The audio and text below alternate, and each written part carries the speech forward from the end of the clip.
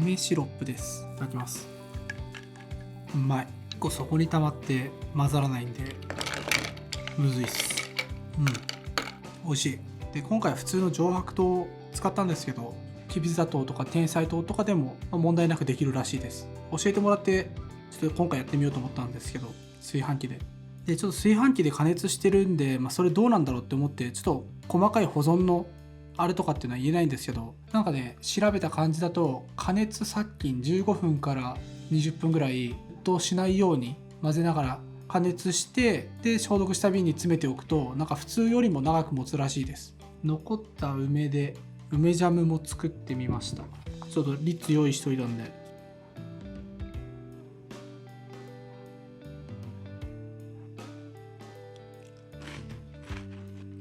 リッツの味が濃くてわかんねえ。ちょっとこれ試作で作った時にもジャムやったんですけど、少量で苦味がとかえぐみが強すぎて本当に食べられないぐらいだったんですよね。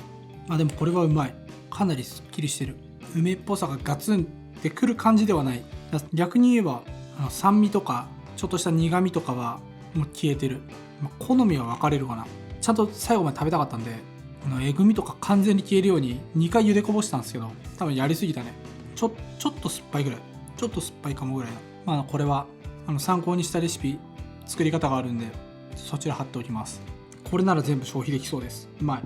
で炊飯器で梅シロップ1日で作れるっていうのは結構有名らしくて、調べたら作り方も出てきましたし、そのあたりも参考にしながらがいいかなと思います。で時間に関しては8時間とか10時間とか12時間とかで、20時間24時間とか、結構いろいろあって、そのあたりも好みっぽいです。で砂糖の量も今回同じ量にしましたけど、なんか 800g とかぐらいでやってもいいらしいですし、結構ね長期間つけるわけじゃないんで、瓶に詰めて1ヶ月とか 2,3 週間とか待つものよりはなんか自由度高めらしい。そのあたりも合わせて調べてみてください。